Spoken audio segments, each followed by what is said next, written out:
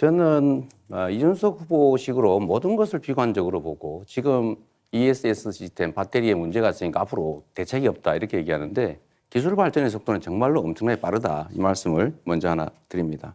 그리고 우리가 언젠가는 재생에너지 사회로 전환해야 돼요. 그걸 어떻게 자꾸 부정을 하고 이상한 소리를 하십니까? 그 황모 씨인지는 뭐 제가 알지도 잘 모르겠는데 뭘 하는 사람인지 잘 모르겠어요. 자, 제가 김문수 후보님이 한번 여쭤볼게요. 원전 비중을 60%로 하겠다고 하신 것 같아요. 네. 그런데 원전 하나 짓는데 보통 10년에서 15년 정도 걸립니다. 네. 그럼 앞으로 10년, 15년 후에 이제 원전 비중 올리겠다 그 말씀 같아요. 지금 있는 거는 어차피 있는 거잖아요. 아리백이 뭔지도 아실 거예요. 네. 그런데 아리백의 전원, 그러니까 에너지원 중에 원전은 포함 안 되는 거 아시죠? 네. 그러면 원전을 60%씩이나 하면 앞으로 아리백, 그러니까 재생에너지로 생산된 제품만 사겠다는 이런 글로벌 기업들의 수요에 맞춰서 우리 기업들이 거기다가 맞춰서 재생에너지로 생산해야 되는데 그거 어떻게 감당하실 생각이세요? 원전의 비율은 뭐 지금도 원전 중에 쓸 수 있는 건데 아주 제대로 못 쓰고 있는 것도 있기 때문에 이런 것들은 점검해서 다시 그동안 다 수리해 놓은 거 이런 것도 안 쓰고 있는 게 있습니다. 그런 것도 빨리 가동을 시키고 재생에너지 부분 아리백은 사실 불가능한 겁니다. 그 자체는 좋은 구호이기는 하지만 아리백이 될 수 있다. 이거는 상당한 시간이 지나기 전에는 안 되는 것이기 때문에 그걸 당장에 뭐 가능한 것처럼 이렇게 말하는 거는 현실을 모르는 소리라고 생각합니다. 그야말로 우리 김문수 후보님이 현실을 모르시는데요. 그건 우리가 감당할 수 있느냐 없느냐와 아무 관련이 없어요. 네. 이미 글로벌 기업들이 그렇게 정했어요. 그리고 재생에너지로만 생산한 것만 산다. 이 원칙을 정했잖아요. 그걸 이미 하겠다는데 그럼 거기 우리는 못한다 그러면 수출을 못하는 거죠. 정말 대책 없는 말씀이라는 지적을 한번 하고요. 그렇지 않은 잠깐만요. 많은 그 내용이 잠깐만 있습니다. 계십시오. 그리고 또 한 가지는 탄소 국경세라고 하는 그 제도를 넘으려면 역시 화석 연료를 뺀 재생에너지 비중을 높일 수밖에 없어요. 피할 수 없는 길입니다. 그러면 화석 연료로 쓰는 건 앞으로 제재가 있으니 안 되고 원전을 60%라고 그러면 어떻게 하시려고 그러세요? 한번 생각을 좀 깊이 잠깐만요. 좀 깊이 해주셨으면 좋겠다는 생각이 들고요.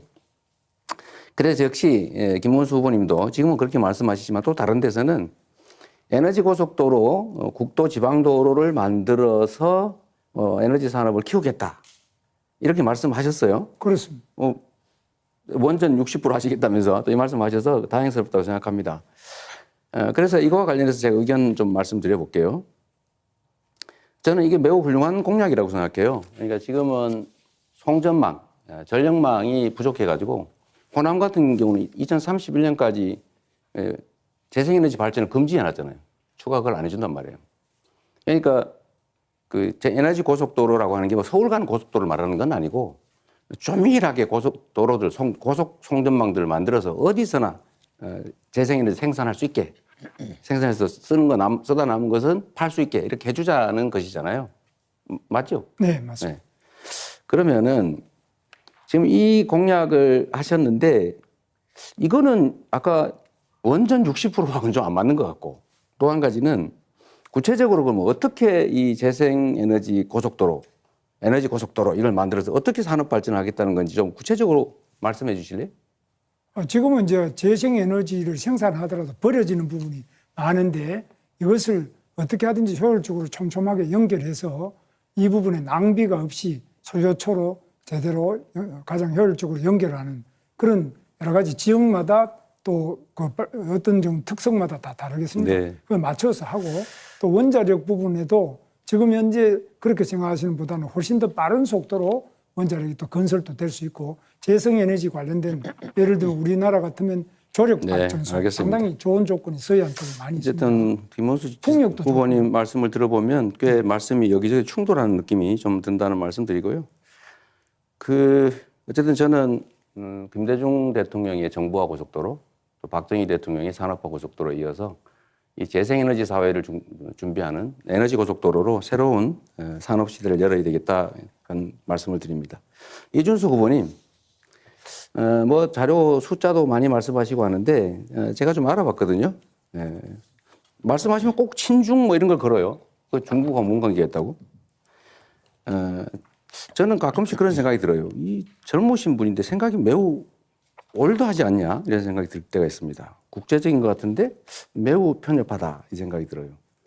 문제점 지적은 하는데 좀 대안이나 자기 정책을 분명하게 말씀하시는 게 좀 부족하지 않을까 그 생각이 들어요. 일단은 전에 말씀하셨던 것 중에요. 폭력 산업이 중국을 위한 거다. 폭력 산업은 이렇게 말씀하셨잖아요. 그런데 제가 알아보니까 지금 운영 중인 국내 폭력 업체가 5개인데 지난 3년간의 정부 입찰에서 선정한 10개가 있어서 15개가 있어요. 이 폭력 산업 시설 중에서 국산 터빈이 2곳이고 나머지는 국산과 유럽산이래요. 중국산은 2개밖에 없다는 거예요. 또 한 가지는 지난주에 5월 16일 가동한 5번째 신안 폭력단지 이거는 답변 시간 30초 보장해 주셔야 됩니다. 네, 그럴 겁니다. 터빈 제가 너무 웃겨야 됐군요. 자, 전체적으로 계속 이게 중국이라는 단어만 좀, 나오면 본인이 네. 친중이 아니라고 좀 억지로 항변하시는데요. 말씀하십시오. 그럴 필요 네. 없고요. 사실 그래서 풍력 발전과 태양광의 대부분 장비라는 것이 택가리를 한다고 이제 많은 국민들이 알고 있는 겁니다. 그리고 지금 중국산 풍력 장비나 이런 것에 대해서 태양광 장비도 그렇고 결국 중요한 상황에서 안보적인 위기를 가져올 수 있는 킬 스위치 같은 것이 내장되어 있다는 이야기가 미국에서 나오고 있는 상황입니다. 그렇기 때문에 이재명 후보가 그것에 대해서 걱정 안 하는 것도 네. 우려스러운 상황입니다. 네, 다음 주도권 토론 김문수 후보 시작하시죠.